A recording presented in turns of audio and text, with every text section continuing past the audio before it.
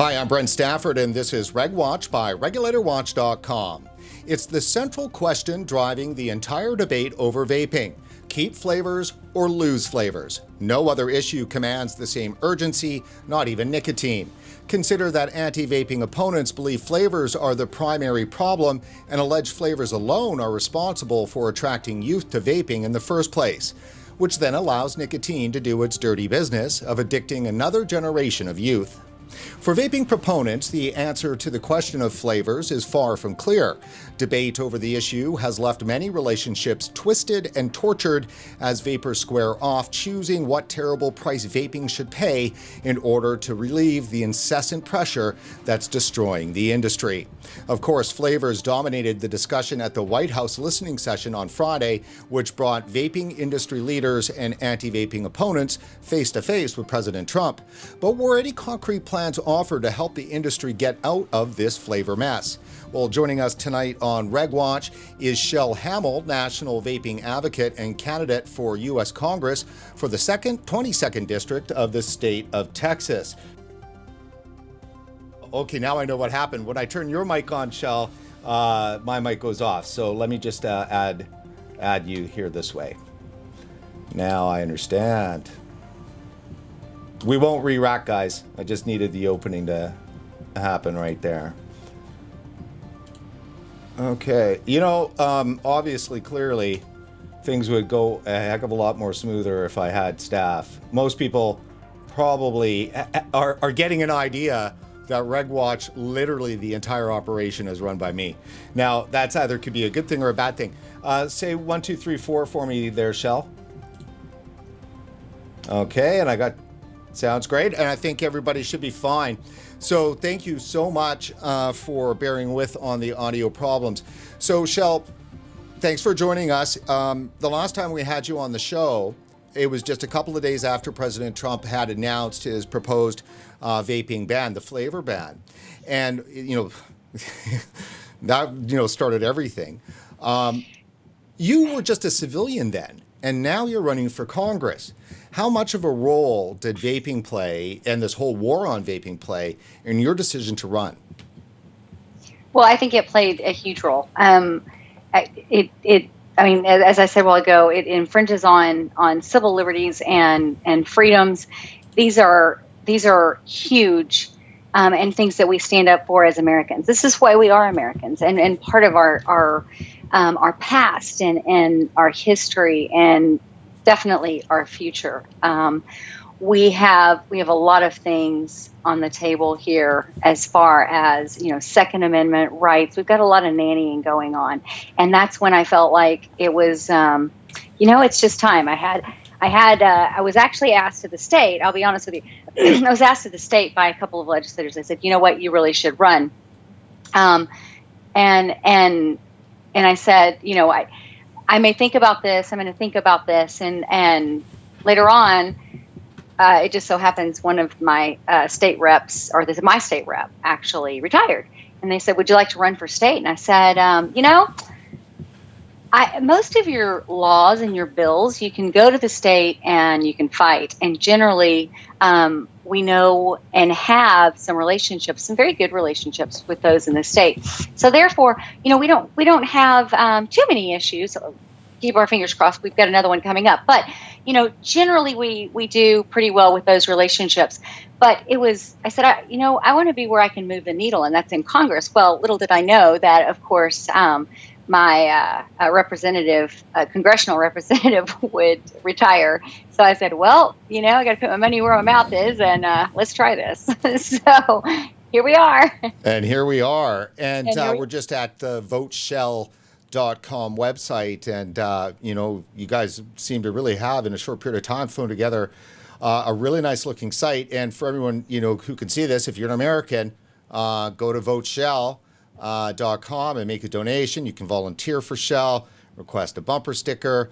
Obviously, there's not too many opportunities to get a chance to vote for such a passionate representative of the vaping industry at the national level. Somebody proven who's an advocate and proven to get things done, proven businesswoman, proven as a mother. Her kids aren't screwed up at least as far as I know. Not yet. Not yet. Yeah. Are your kids juuling? Not yet. Not yet. No, they won't have that one. No, we won't have that one. No, honestly, it was kind of the progression of things, and I heard a couple other people say that as well, so I'm going to steal it from them. But it kind of was an actual progression of things. I actually, I mean, when I think about these bills now and the language in them, and reading them, and even helping with the language in them, my forte is in strategic thinking of the problem and thinking of it from both sides. And that's the issue. That's where the issue lies, is when I would go into these legislators, whether it was on the Hill or whether it was in the state, and I would go into these offices, I would hear, that they basically did not know what was in their bill. And that concerned me immensely, because, you're on the floor and you're voting for these things that affect people's lives. And why don't you know both sides? Why do you not understand this issue? And I understand there's a ton of issues for them to know backwards and forwards, and I totally get that. But if it is your duty, and it's a heated topic such as this is a heated topic. If I've ever seen one, this is a heated topic. And I would not ever go into a discussion about vaping unless I knew all of the issue. Both sides. So we can count on you not voting for a healthcare bill without first reading it. And that's absolutely true. Absolutely. Or looking at it from all angles, understanding it not 2 steps ahead, but 10 steps ahead. That's very important to me. Well, that's outstanding, Schell. And, a big plea for Schell, it shouldn't be a plea. It should be a no-brainer. So in the vaping world, there's 2 words that if more people had it, certainly politicians, and God only knows public health, but if they had these 2 words together, we would be in such a better state as vapers, we'd be a better state as individuals, and our states would be better states, and that is common sense. Those 2 words. Absolutely. Absolutely. Street sense, common sense, however you want to put it. I absolutely agree. And unfortunately, there's so many of them that don't understand it from both sides. And I think that's crucial. I think it's critical. Oh, it's totally critical. So, Schell, I know we had some time where you were talking there and my mic was off, so we're going to just kind of re-rack on that question too as well. Basically, when it comes to the meeting that President Trump had, there was a lot of things that happened to get us there. Obviously, the work from all the organizations, CASAS, FADA, VTA, and all of them, right? To make that happen. But there was consumers and consumer-led groups like UVA. Yes. Oh, my gosh. And I think, honestly, and I'll say it again, I'm sure everybody heard me say it before because you said only my mic was on, but I can't give these guys enough props. I mean, it was a group of these guys, and I'll say their names again, but you had Sherwin in there, you had Matthew Salter, you had Matthew Elliott, you had Tristan Thompson. Tristan Thompson, you had several of them. I mean, you can't even name them all, because then they had people that they were positioned out there to make sure that everybody was going the right route or taking care of issues. It was very well done, and they were. I think that motivated individuals, and we needed that. We needed that motivation, and we needed that passion. I mean, I've had it for 8 years, and it doesn't die in me, because people forget. I really believe that they forget where they were when they were smoking that pack a day or 2 packs a day or whatever it was. And then they got this product and they went, holy cow, my life has changed, And once that happened, I think they need to be reminded of that every single time. And whatever it was motivated them. Remind yourself of that every day and get up and be motivated again. It's hard. Don't get me wrong, because I've been towing this road for a while, but keep doing it, whatever it is that motivates you. Well, when they keep beating down on you, like it's happening, it's tough. Yeah. And certainly once it gets to the point where they're actually attacking your living, shops are closing, people are losing jobs. And that should motivate you more. Yeah. That should motivate you more. That should get you driving a little bit faster and a little bit harder. And I think that's what we saw at UVA and with the UVA rally. I think that's what we saw because it was just a lot of passion and a lot of things driving these individuals. And it definitely came from that push and that push and that push. And it's like you just push them into that corner where they're like, you know what? That's it. No more. You know, it was lovely to see. I thought it was a fantastic event. And just like you, too, so well organized, which is great because things like that can turn into a shit show pretty quick. And scary, right? Scary. And I know they were scared, too. I mean, if I were on their side, I would have been scared like, all right, you know, hopefully this goes well. But, man, got a hitch. Did great. Our consumers did great. Everybody did great. Well, I think you have to thank President Trump for some of that, for delaying any announcement whatsoever. Because if they had come out that week, as they were supposed to, he was supposed to come out that week with the ban. Like it was already prepared. The executive order was already done. He had it on the plane. I think he was on his way to Kentucky for that speech, and he wouldn't sign it. Right. And and that was on November 4th. And then, of course, the event was 5 days later. Yeah, it could have gotten ugly then. Yeah. So what would have happened then?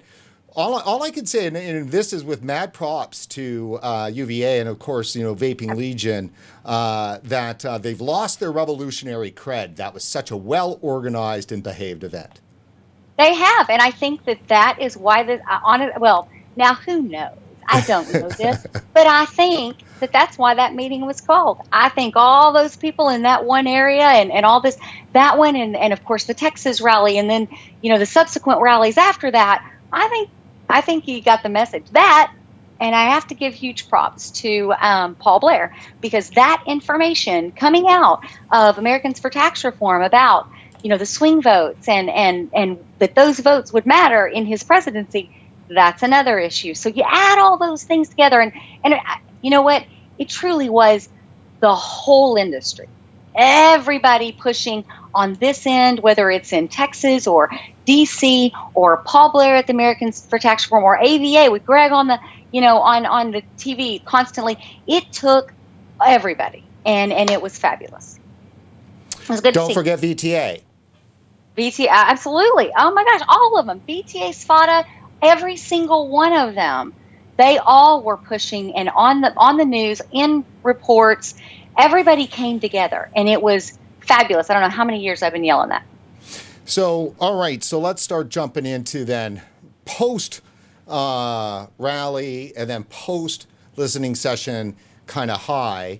The key thing I think to make sure about the listening session is that it really put both sides of the debate right in front of the president. And that was critical. That was critical. I do think, and Tony Abood from VTA said this on the show 2 days ago, that people in the White House have mentioned and remarked that it was a remarkable performance by the president in that meeting, that it was unusual compared to other ones, and that he is more engaged with this issue than on others. And that's not surprising. It just took getting woken up to the issue. I think so. Yeah, and I guarantee you that he looked across that table and he recognized, you know, the larger corporations and some of the challenges, and we're going to hear some of those bites. I've got some clips here that we didn't put in our show on Sunday that we're going to do today, and watch a little bit from on Sunday, just so I make sure we can get everybody on the same page. Just a couple of pieces from the last time, so I can get your thoughts on it. But I do think that that he saw his enemy, and when I say that, is recognizing that the same people or types of people that are his enemy on climate change, or on borders, or on healthcare, on all of the other main issues that are, you know, are the most important issues to his presidency. There's a certain kind of raving kind of lunatic that's his enemy. Yeah. And I think Romney displayed raving lunatic easy, and so did the others too as well. So the more that President Trump is exposed to those activists that are the regulators and the health groups, the more he's exposed to that, I think the more he'll be on side. And so, I'm highly encouraged by that. So let's take a look. He was very, I just noticed that he was absorbing every bit of it. He was absorbing every bit of it, and I felt him listening and actually pushing back to some of the others. So it was a nice change. I know, I totally agree. So we're going to play a short clip. It's our early one, so people can get a chance to, catch names of who people are. And this is the one where, just listen for what sounds common. Well, this is a very big subject, and it's a very complex subject. Probably a little bit less complex than some people think, but I'm here to listen, and I have very divergent views. Mr. President, I'm Senator Mitt Romney. Myself and Senator Merkley have offered legislation that is very consistent with your policy from September, your discussion in September, which is to ban flavors so that we don't have kids getting hooked on nicotine products. My name is Matthew Myers. I'm the president of the Campaign for Tobacco-Free Kids. I've been working on reducing death and disease from tobacco for 35 years, and I've never seen an epidemic this serious, this rapid, and this intense as caused by the flavors of e-cigarettes among our youth. And do you think you have a solution? I think that we do have a solution, and I think in September, the solution that you posed is an extraordinarily powerful step in the right direction. Okay, we'll take a look at it. And I'm Gary Reedy. I'm CEO of the American Cancer Society and the American Cancer Society Cancer Action Network. And I want to thank you for making this public health epidemic a national priority. So where are you? What is your stance? It's a very important position you have. What is your stance on vaping, e-cigarettes? Have you taken a stance? Yes, we have, and we are totally aligned and supportive with the position you took on September the 11th. We think that is a right step. That I put forward as a concept. Forward, correct. Okay, let me take a look. Mr. President, it is no secret that you have great instincts, and your first instinct on solving this problem of the youth vaping epidemic, we and I think many people in this room believe is the right one, and that is ridding the market of all of these flavors, including menthol flavor and mint flavor, because it's the flavors that have hooked the kids. My name is Harold Wimmer. I'm the president and CEO for the American Lung Association. And on behalf of our organization, I want to thank you for your leadership in bringing this issue to the public light that it needed to be, and for you to also help us focus this on the kids and to really work on this regarding the addiction that kids have on e-cigarettes now. And what is your position, may I ask? It's very similar to what you proposed on September 11th, to ban all flavored e-cigarette products. Good, thank you. So there you go. They had a strategy. No doubt in my mind how choreographed that was. And when I heard it the first time, that is precisely what I was thinking. Was everybody is saying the exact same thing. What you proposed, your ideas, your instinct on September 11th, what you said, Mr. President, and that's what I consistently hear. And you would have to be, extremely dense to not think these guys got together and this was choreographed from the very beginning. I mean, it was very apparent. If it wasn't, it certainly should have been. Well, public health and the activists, we do know that they are, very coordinated. Michelle Minton was on from Competitive Enterprise Institute last January, actually. It was the end of January we released the piece. I highly encourage people who haven't seen that piece to go see it. And what's the name? It's called Collusion. And so right. Just search our website or on Facebook or YouTube and take a look at that piece, because that was a fantastic piece called Collusion. There was something that Meredith Berkman, who's the co-founder of PAVE, which is Parents Against E-Cigarettes and Anything Else That's Fun, kind of thing. She mentioned... anything else that's fun. Oh, I'm sure it's anything else that's fun. She mentioned mint and menthol has to go.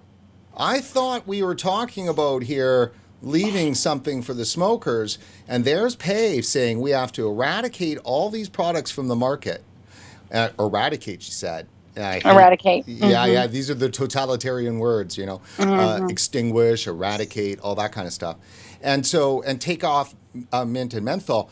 Our conversation today, which is the devil's bargain, and I'll lay that out a little bit more as we're going, hinges on this issue of how much does the industry really give or offer to give in terms of, an arm in order to save a leg in this matter? Well, I think at this point, we haven't really had the chance. I mean, honestly, this is kind of our chance. I think that we have proposed several different things at state level because of the flavor bans that have been offered. And I mean, back in 2015, maybe 14, can't remember.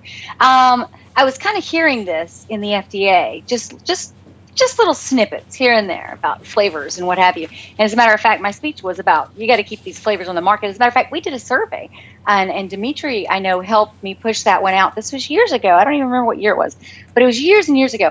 And that was to figure out, to get all these people to respond. So we haven't really had this much of a push and been able to offer negotiations, but at the state level, I definitely know that we have.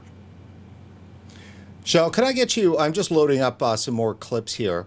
Can I get you just to explain your position off the top when it comes to the issue of taking flavors, say, out of C-store? So what I do is when I was looking at this, and when I'm really here, so first of all, you had 3 people at the table with, I don't know, there were the 18 total. I think there were 15 more. So you had 15 saying no flavors. The question was, when you walked in the door, flavors or no flavors? And his question was to everyone, what is your proposal? What is your solution? And, and we ended it with no flavors, keep flavors. That's kind of what we ended it with. And whenever I'm given, me personally, whenever I'm given something of this type of situation where you have to look at it from all sides, I look at it and go, okay, what can we do that will, number one, keep those jobs available? Number 2, keep those small businesses protected. Number 3, keep this available for consumers. And number 4, address this issue of these flavors. And when I was looking at this as a whole story, I'm looking at it and going, okay, listen, first of all, there was a couple of things that I heard. I heard, number 1, that flavors had not only been around for 2 years. Absolutely incorrect. Flavors have been around for years and years. And I think the first thing that the president needs to understand is those flavors are not there just because of a preference. They're there because they're absolutely imperative to the successful journey that these smokers take when using e-cigarettes to get off of them, period. It's absolutely, it's imperative that they stay. Why? Because the taste buds change and regenerate, and we need those flavors there to keep them successful as they move along this journey. If he disrupts that process, he will send everyone straight back to tobacco. And he needs to understand that. He needs to understand the physiological effects that happens with the body and those flavors. That's first. Second of all, not that 2 years and that these have been on the market for 2 years. Flavors have been there for years. 2 years, they become a problem with teens, which the CDC itself says because of Juul entering into the market. The PAVE lady, I forgot her name, but what is her name? Meredith.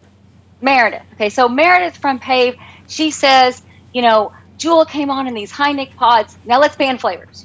I don't even understand the correlation. So that's the second thing that they need to understand is those have been on the market for years and years. Flavors have never been an issue up until right now when everybody thinks that they should be. Last but not least, when you look on the FDA website, and I do understand that there are more convenience stores, don't get me wrong. However, when you look at the FDA website and you do a search on where these warning letters are going out to, 94% of them are to C-stores and general stores, and 1% are to vape shops. To me, that's very clear. What will make both sides happy? What is a solution that we can all live with. And that solution is to take those flavors, not tobacco, because that's what they're saying, is take all the flavors off the market anyway and leave tobacco. So take the flavors and put them into 21 and over shops. It's already talking about raising the age to 21, and I definitely think they will. So take those flavors and move them into 21 and over shops. And number one, you take away you take away the flavors you limit access for the youth. Okay, so number one, you limit access. Number two, you make sure that you keep all these jobs that are inside all of these stores, and the small businesses are able to survive.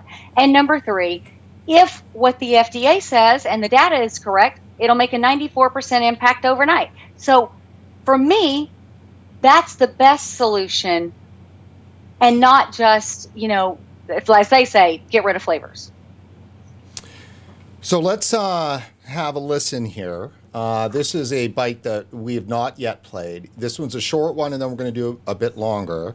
I want to give our audience a little bit more of a flavor of the actual, pardon the pun, flavor of the actual debate that was happening. This one, you'll really see the conversation that's going on at the table. Let's go to this one next. You said correctly in September, former Commissioner Gottlieb has said, as long as flavors are legally available, the CEO of Juul that was speaking last there, and we'll have a bit more of him coming up. Juul clearly is speaking in a manner that's not taking responsibility for flavors, yet though they pulled all their flavors off the market, is right. What they're saying. They're saying they're happy to participate in the FDA process, and they believe in science. So, I mean, Juul is really not taking a stand outside of pretty much lying down and waiting. And I believe that that's what Greg had actually said. He absolutely, what I was just going to say is that Greg, he made several different good points, really good points in that meeting. And that was definitely one of them was, that they're going to lie in wait. They're going to lie in wait until we have all gone out of business and they're able to sweep in and take over. And of course, but you're losing tons of jobs. You're losing tons of individuals back to smoking. It would be detrimental to I think public health, to economy. It would be terrible. So Senator Mitt Romney, in that little bit of a soundbite there, he said that, quote, most adults aren't using flavors. Right. I mean, I use flavors every day, but I mean, it is that common sense that we discussed before. And frankly, it really is just hanging your hat on something and just staying there. I mean, that's exactly what they're doing. They know different. They know better. They've heard better. They just don't want to say it in this meeting. And frankly, a lot of the things that he said were absolutely untrue. And you could almost tell that I think that Trump knew it was untrue, or that he was kind of onto that. He asked Tony a couple questions, pointed questions. Greg came in several times, and laid the foundation for a couple of different things. And you could hear he was really listening. I do agree. I do believe that he was listening. What's fun about this next bite that we're going to play, and let me just cue it up here, is that there is a moment. Now, let me just grab it here. I think this is going to be 9. Yes, this is clip 9. Yes, it is. Clip 9. Alrighty. So I don't know if any of our viewers noticed, probably didn't, because they're not a TV geek like I am. But nowhere will you see coverage of this White House listening session quite like on RegWatch, because I took several different feeds from all the different cameras and stuff and then put them together. So a lot of that switching was mine. Some of Oh, it wow. was the White Houses, and then I also mixed all the audio together and cleaned it all up. So it was a pretty spectacular piece of little TV. So this one is a little bit longer, and it's going to reveal and let people hear a lot from Matt Myers from Campaign for Tobacco-Free Kids. Again, I want to really hammer this home. This is the 4-star general of the war on vaping.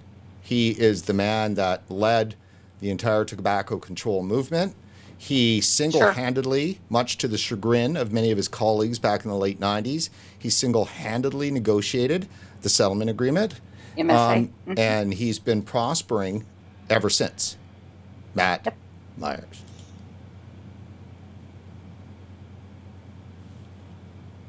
And it's not playing.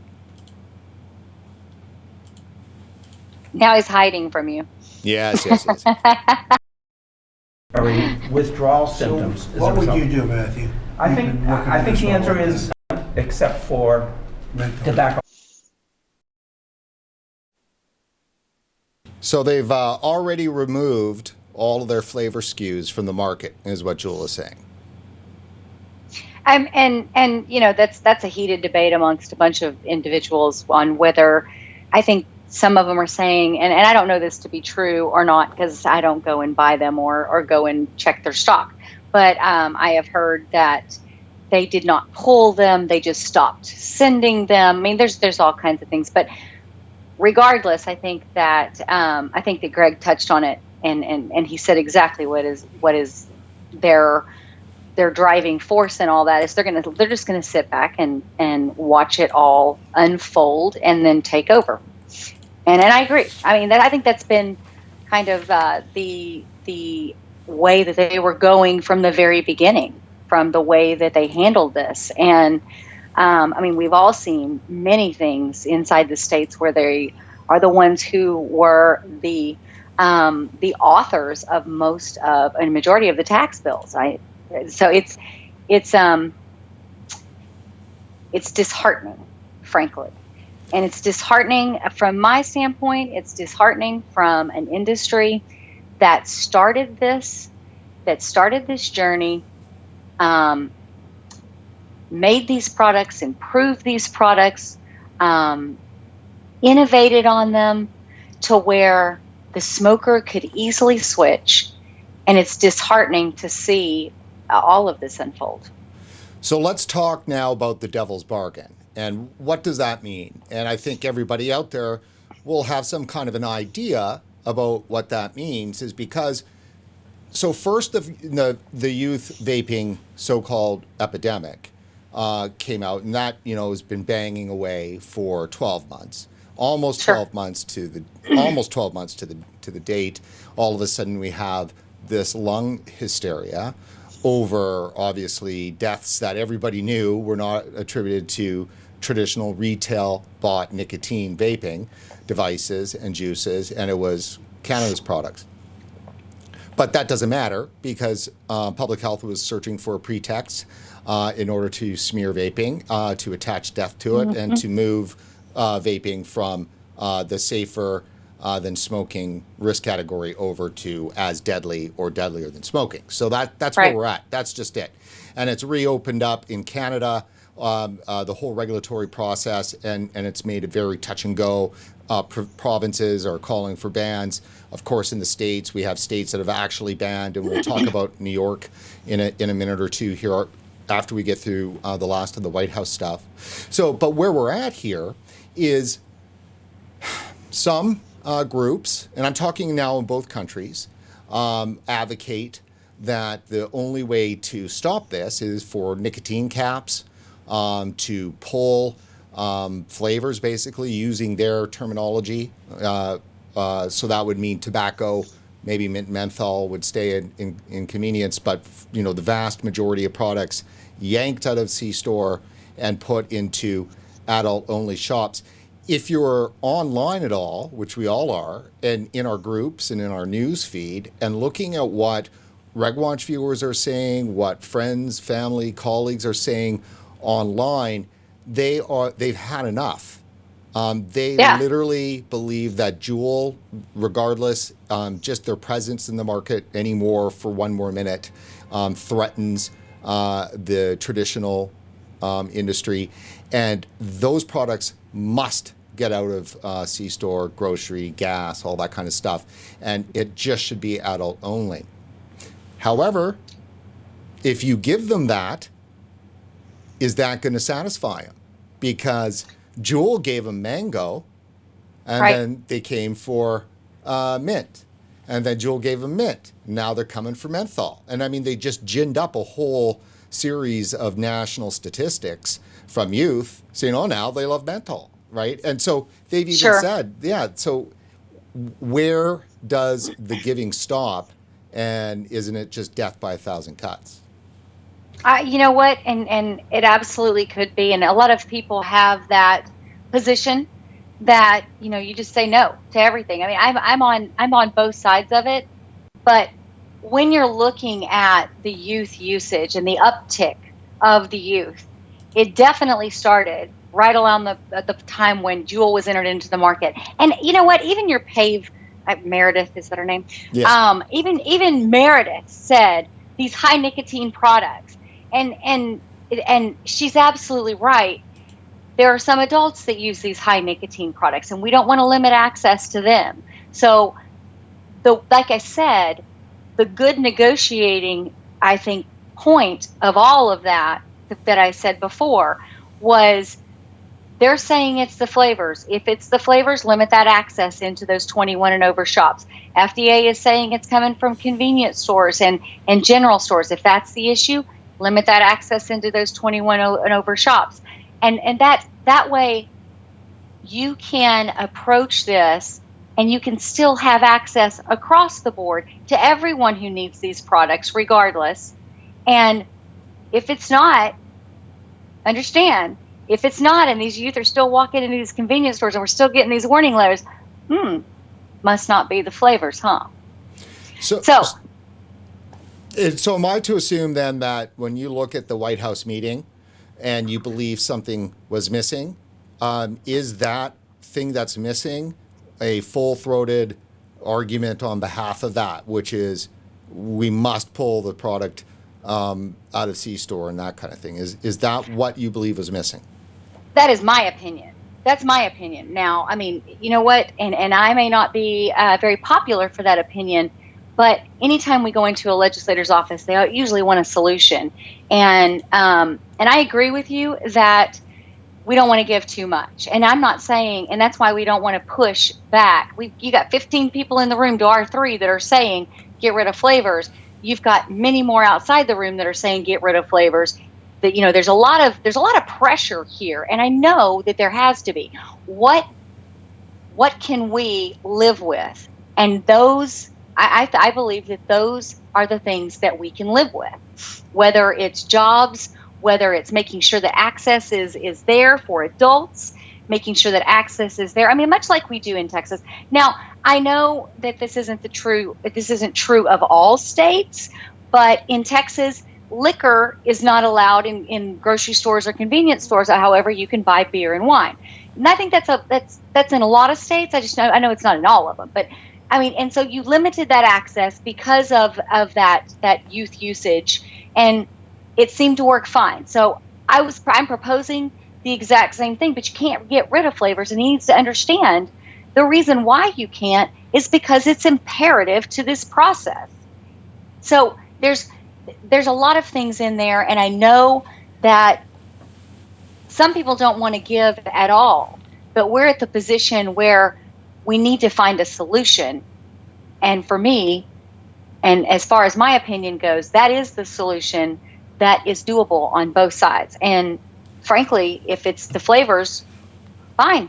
They go into only, limit that access to them where they go into only 21 and over shops, which is where I think that they're going to go to anyways, move it up to 21 federally. Right. Okay, so let's, so now that we've laid out the position, we've got Greg Connolly here from the American Vaping Association.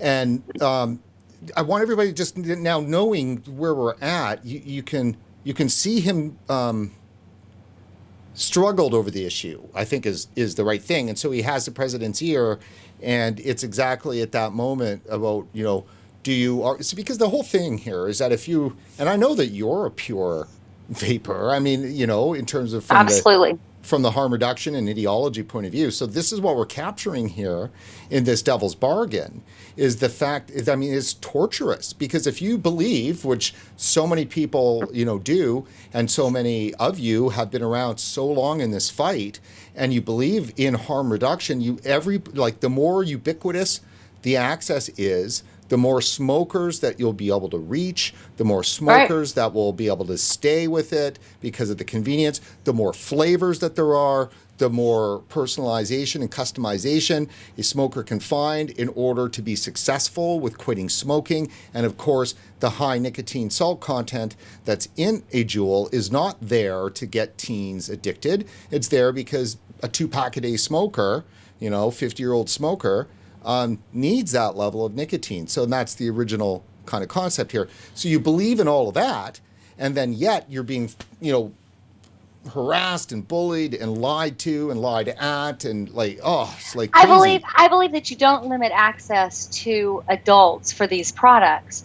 However, if we have to limit access to youth, I guess the way I would say it is, we don't need to look at it as limiting access to the adults. We need to look at it as limiting access to the youth. If that makes sense. Right, but so let's play the clip then. Perfect. Sure. Okay, great. Should be able to continue in adult-only stores. But that's not the best. We want smokers to be able to access these products everywhere they can purchase a pack of Marlboro. And that was and he said these products. And my proposal is just flavors. So keep those products, keep those tobaccos, and if they allow mints, whatever they're going to do with that. And there's some debate on that as far as like teenagers. I think they also had a big discussion on minorities and menthol inside the other hearing. So there's a lot of debate on that. But I'm saying definitely keep those products there, but flavors themselves, all flavors, only in tobacco 20, in 21 and over shops. So what's your advice to those out there? Like, describe for our audience what you've seen as an observer with regard to some of the internal, head cracking that's been going on over this issue. Well, I think it's the normal, I think it's everybody's position that you don't give too much. But I think we're at the point where we have to come to a solution. He's asking for a solution. And right now we walk in and it's no flavors, keep flavors, but and we walk out with no flavors, keep flavors. And so that's what I'm saying, is that he's asking for that solution. Anytime a legislator has an issue, they always want the solution because it makes it much easier, of course. But that's the solution that I think that everyone can live with. So do I think they'll keep pushing? Absolutely. They're not going to have a lot of time to push, because next thing we got to battle is the PMTA, which frankly, all of this has diverted our efforts away from that. And we need to be working on that and working on reasonable regulation within that, which Greg Conley also touched on, which I was very thankful for too. So, that PMTA process is the next hurdle that we have to be looking at. And hopefully this may have been a blessing, so that it could be at the forefront of his mind when he starts thinking about this, that, hey, this is the next thing I'm going to have to worry about in this hot seat of the presidency. Well, certainly, I do believe this is a blessing, because nothing else could have captured his attention and woken him up to the issue. Look at how much it took. He literally went on the record to ban. So, I agree. Yeah, it took a lot. And now, they poked the bear.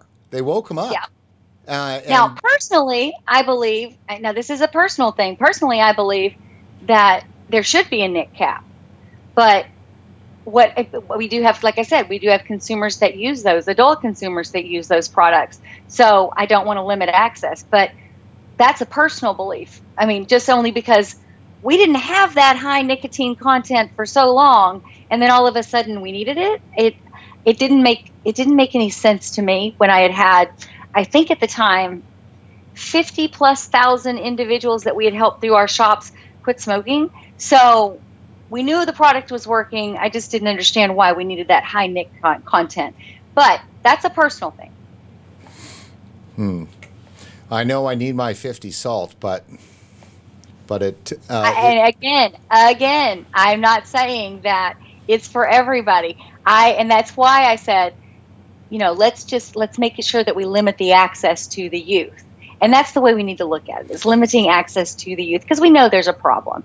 So as long as the debate stays in the simple keep flavors, lose favors framework, right? We're not going to get anywhere. That's what you're saying. Well, then we leave it up to him. We leave it up to whatever chatter he hears the most. And that's the thing. And that's what I don't want to happen. I want it to be a very direct. All right, so we're back up. Hold on.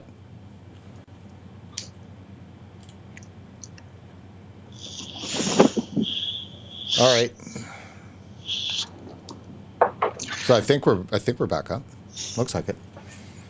All right, so that was what I was saying. That was the first crash that I've ever seen, and it was definitely at a time when certain forces might have been working against us there to crash your thing. We don't like what she's saying. You're gone. Be gone. All right, so 1 second here. I'm just making sure. Damn it! What about the U.S.? Okay, I'm just looking here. Okay, everybody, I'm assuming that we're good to go. So, and we're back up. Good. All right. All right, good. Back up. Good. Got it. I was looking for the message. Okay, so devil's bargain here. I mean, getting very, I don't like any of this, but something's got to be done. That's certain. It's just the point is that you're negotiating really with, a wall. Because you're not really negotiating with government because they're subject to the pressure from progressives. You can't negotiate with progressives because they're totalitarian and they will not give an inch. Progressives won't be happy until they're walking through the streets shooting every last survivor. True. Yeah. True. I mean, I understand your point, Brent. What I'm saying is that he is in a position where he needs a solution, and we need to give him a viable solution. And unless, I mean, he's even got Melania in his ear, so we have to be very diligent in coming up with some type of solution which will address the flavor issue, not all the other issues, because we have to take these one step at a time.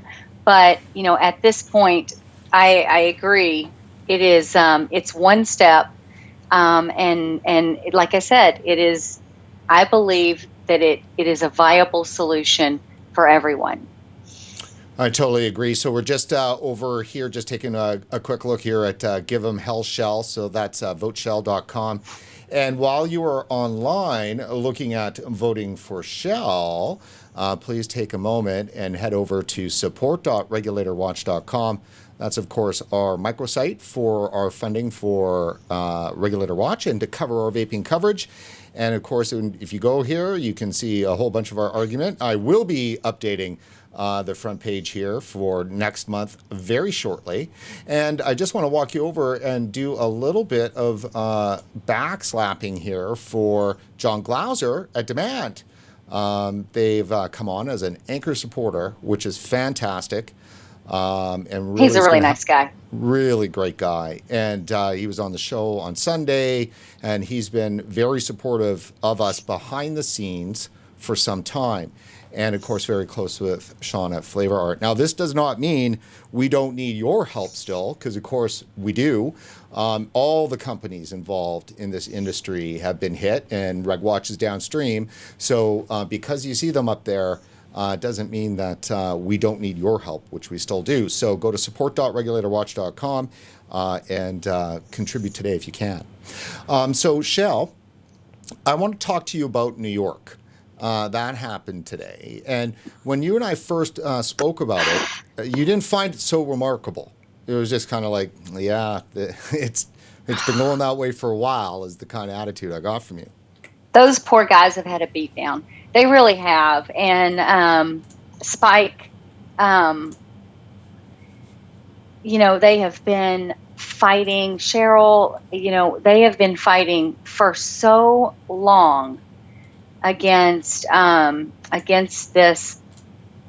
this state government. My heart goes out to them, because every time I turn around, it seems like they're pushing on another issue, and they pushed back today. That's for sure. So that they did. They're worn out. They're tired. It has gotten to that point where I think we all are. It's a beatdown. Yeah, it is a beatdown. And I mean, in New York, they've had it especially bad. Yes. Oh, absolutely. Washington State as well. There's several of them out there. They've all, and that's the thing. That's why I keep saying is that is going to be the answer nationally, because that's the only answer that they see plausible. We've got to show them there's another answer that's plausible, especially when you have several different states that are doing this. Doing it at a national level is the next, you would think is the next step for them. And we want to make sure we stop that. Utah, I believe, is the one that began legislation with taking these products and putting them in 21 and over shops. Now, I'd have to read it. I'm not sure if I forget whether it's just flavors. I thought it was all. But regardless, they took that step. And that's reasonable. It is more reasonable than shutting down these shops and putting these people out of business and out of jobs. So let me and pushing everybody back to smoking. And pushing everybody back to smoking, exactly. So This is New York City today. The New York City Council voted overwhelmingly Tuesday to ban flavored e-cigarettes as officials seek to curb a spike in underage vaping. The ordinance bans all flavored e-cigarette and vaping liquid flavors except for tobacco.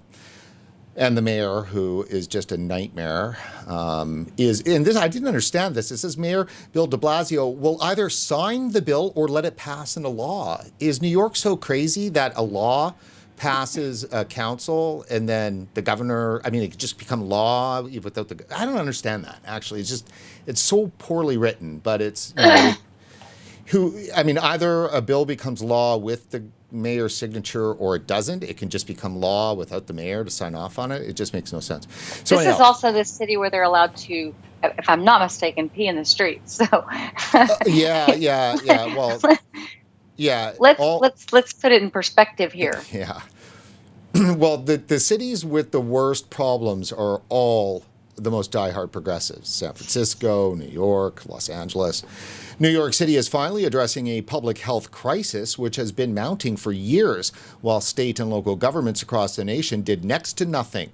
We are finally taking action to address the resurgence of youth nicotine addiction caused by e-cigarette usage, City Council Health Committee Chair Mark Levine, who introduced the legislation, said in a statement Tuesday. With this vote, the City Council is moving to ban the fruity, minty, candy-like flavors of e-cigarettes, which were clearly designed to appeal to young people in the first place. And that is the talking point that was in the White House, that has been repeated tens and if not hundreds of thousands of times in newspaper articles, radio, and television, is this idea that the fruit, minty, candy-like flavors of e-cigarettes were clearly designed to appeal to young people in the first place. That's just bullshit. Okay, so let me just walk you back to 2011 when we opened up our first shop in McKinney, and we had 14 flavors, 3 of which were tobacco flavors and the rest of them regular flavors. BS. These were not designed to hook children. They were designed exactly, the reason why I said, was to keep these smokers on a successful journey for quitting smoking. That was what they were there for. We would have people come in. Let me put it to you. We'd have people come in after they were using tobacco flavors and going, this tastes terrible. This tastes awful. And we were like, all right, you know what? Your taste buds have changed. Come here. And you'd have to find a flavor that they could stick to and consistently do all day. So there's a reason why they were there. There may be people that are, that started in 2015 or even 2016 that don't remember that. But I remember it because I was there, and we had to come up with different, you can't even imagine the types of flavors that we had to come up with, because they could do banana, but they couldn't do it all day long, or what have you. And that is the reason why they are imperative to this process. And if you take flavors off the market, you disrupt that entire process and everything we started out doing that was working. It's working. So it was not for youth. If it was not for youth. Okay, so Schell, I'd like you to set up this clip with Spike that we have. So who's Spike, for our audience that does not know, and what is this clip? Spike is with the New York Vaping Association. Please tell me I'm saying that right, I hope. And she owns a shop. Could be a couple of shops, but she owns a shop in New York. I just adore advocate. Very back, it's been here years and years and years with me, and she's a great woman. So this very is passionate. So this is right after the city council passed, this ban, correct? Yes, this is right after they passed it. Okay.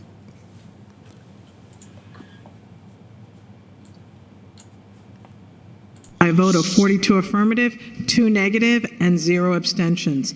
The revised land use call-up vote is 44 affirmative and 0 negative. We will now have introduction and reading of bills. All bills have been referred to.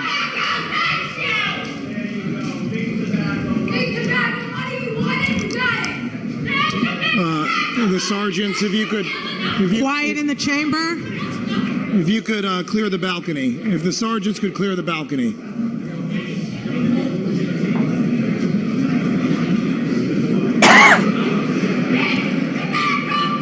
Please clear the balcony at this time.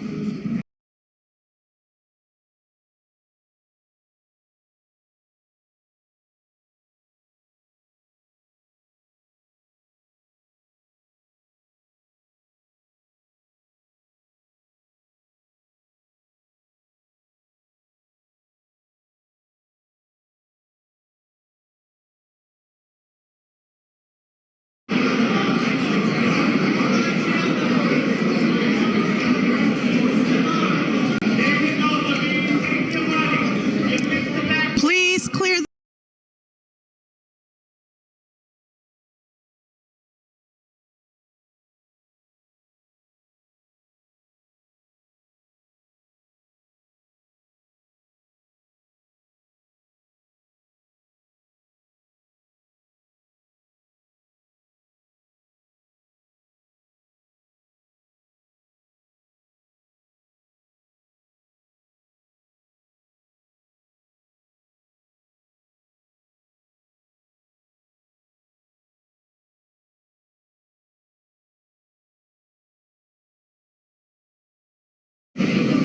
I would stop it. Yeah, it is definitely some good bedlam there. So we're back on. Yeah, it's just it breaks my heart. Why? Because it shows the frustration level in that state, and it breaks my heart because they should be listening. I mean, it's that listening to both sides, and regardless if you're talking about vaping or guns or any of the issues that we face in these hearings, you should be listening to both sides and hearing both sides, truly hearing both sides. And you can just hear the frustration in all of that, and the passion come out of people losing their businesses, their jobs, their livelihoods. And it's a sad state. That it is. I'm not certain that we can actually end on a high note. And let me kind of pick a last question here then, knowing that. Yeah. Well, we can't. Positivity here. There is no positivity, is what I I'm know. saying. Yeah. So we're talking about a fundamental destruction of trust in our institutions here. Because we're talking FDA, we're talking CDC, we're talking about our state governments, we're talking about our city governments in the biggest city in the country. We're talking about nonprofit public health organizations. We're talking about academia, and we're talking about the entire mainstream media. Right. So, as somebody who's going and wants to get elected to go into the swamp, what the hell, man? Why? Because I want to make a difference. I want to make a difference just like I wanted to make a difference inside this industry, and that I tried to do every day. That, you know what? There are too many times that I see that they don't look at both sides, whether it's from the single mom or the individual that's struggling at the time economically, in any of those. And there is always, not everybody sees it from both sides. And that's why. Because I want to walk in there as the common man and listen to things and make decisions that are reasonable and with common sense. Well, there's the two words that I love so much is common sense, and let's hope everybody gets a good, healthy dose of that. Schell, thanks for coming on RegWatch tonight. Thank you for having me, Brent. I appreciate it. Anytime, and best of luck with the election. Obviously, that's next year, and have yourself a great Thanksgiving. And for our audience, you too. Thank you very much, Schell. And for our audience out there, I'm not certain this could be our last episode before the actual Thanksgiving holiday. If it is, allow me to please wish all our U.S. viewers a happy Thanksgiving. It is a special time for me because I've lived on both sides of the border. I do feel a special kin to the U.S. Thanksgiving. So do enjoy it and be safe out there. So that's it for this edition of RegWatch. Please do go to sport.regulatorwatch.com, take a look around, dig into your wallet, find a few dollars, toss them over to us. You'll feel so much better for doing it. Trust me. Believe me, you will. And while you're there, don't forget to go over to Facebook and like us there and follow us on Twitter. For RegulatorWatch.com, I'm Brent Stafford.